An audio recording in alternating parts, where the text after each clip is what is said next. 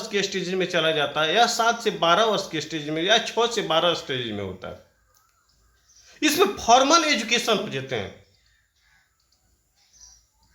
और इनफॉर्मल, औपचारिक, अनौपचारिक, निरौपचारिक। इस स्टेज में बच्चा क्या करता है, हर चीज को समझना लगता है। प्रत्यक्ष क्या सीखना है, अप्रत्यक्ष क्या सीखना है, और दोनों परिस्थिति में क्या सीखना है।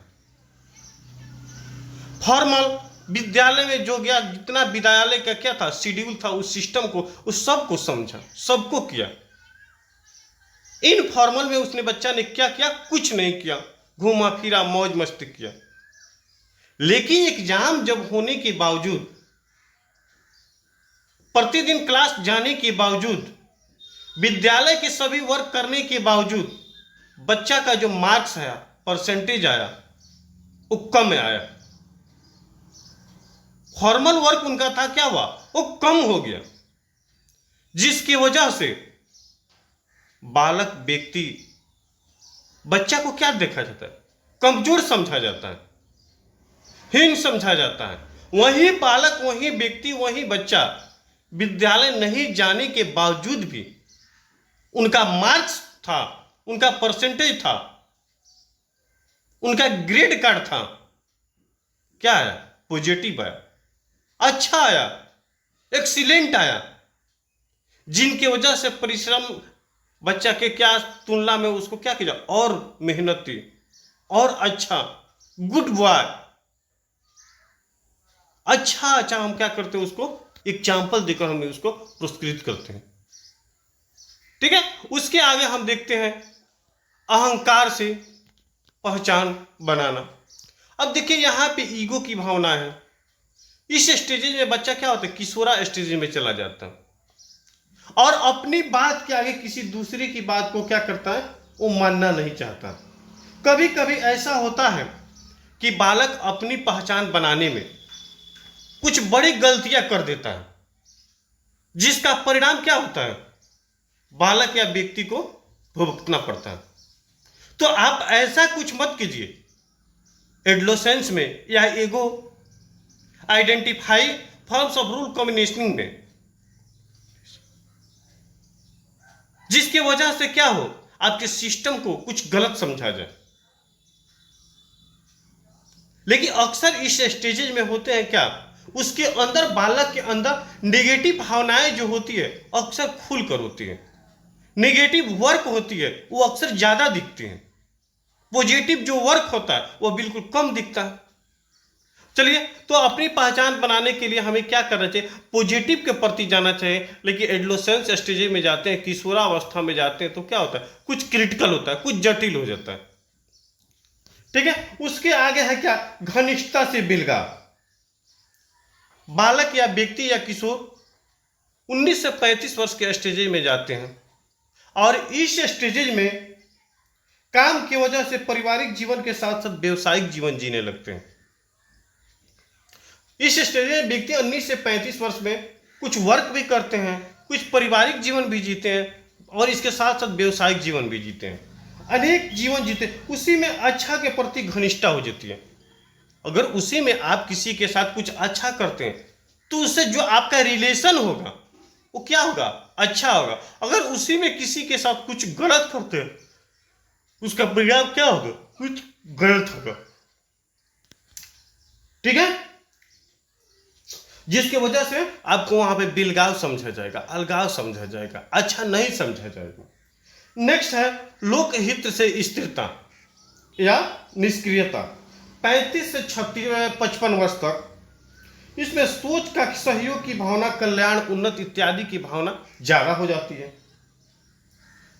ठीक है, जिसके कारण गलती हो जाती है उसे निष्क्रिय समझा जाता है। अब देखिए यहां पे क्या है, यहां पे दे कि जब इस स्टेज में व्यक्ति क्या करते हैं, प्रवेश करते हैं, ठीक है, तो उनके अंदर क्या होती है, सहयोग, कल्याण, उन्नत, दया, सहानुभूति, प्रेम इत्यादि की भावनाएं इतना ज्यादा हो जाती है कि हद से भी ज्यादा।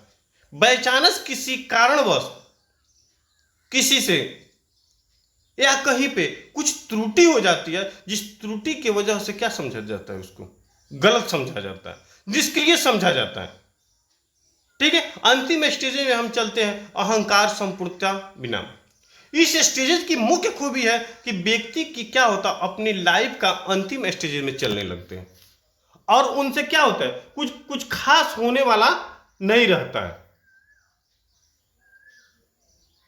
ठीक है। और कुछ खास वो करने के लिए भी क्या होते हैं, तत्पर और तैयार नहीं रहते हैं। और उनके अंदर जितनी पुरानी परंपराएं होती हैं, पुरानी भावनाएं होती है, उस पुरानी भावनाएं को क्या करते हैं, वो फिर से रिपीट करते हैं, फिर से दोहराते हैं। ठीक है। और शारीरिक शक्ति कमजोर, आय के साधन समाप्त हो जाती हैं और पुरानी बातों को, सफलता और सफलता को फिर से चर्चित करते हैं। तो इनकी मुख्य क्या थी, ये 8 पॉइंटें थी इरिक्सन के या जॉन बॉल्वी के। ठीक है। अब लिख देखिए इनमें कुछ क्या है, कुछ अवगुण है, इसके साथ साथ कुछ लिखी हुई अपनी कॉपी जो नोटबुक था उसमें से हम मटेरियल भी आपको दे दिए हैं कि आप इसको भी क्या कीजिएगा, समझकर धीरे धीरे इसको भी आप क्या कीजिएगा, पढ़ लिखिएगा, लिख लीजिएगा, समझ लीजिएगा, देख लीजिएगा।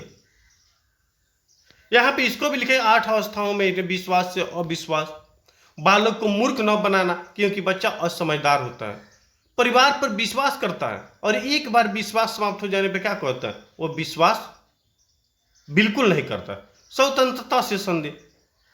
तो ऐसे ऐसे क्या है, कुछ पॉइंटें हैं जो सरल रूपों में आपके सामने प्रस्तुत किया गया है, बताया गया है।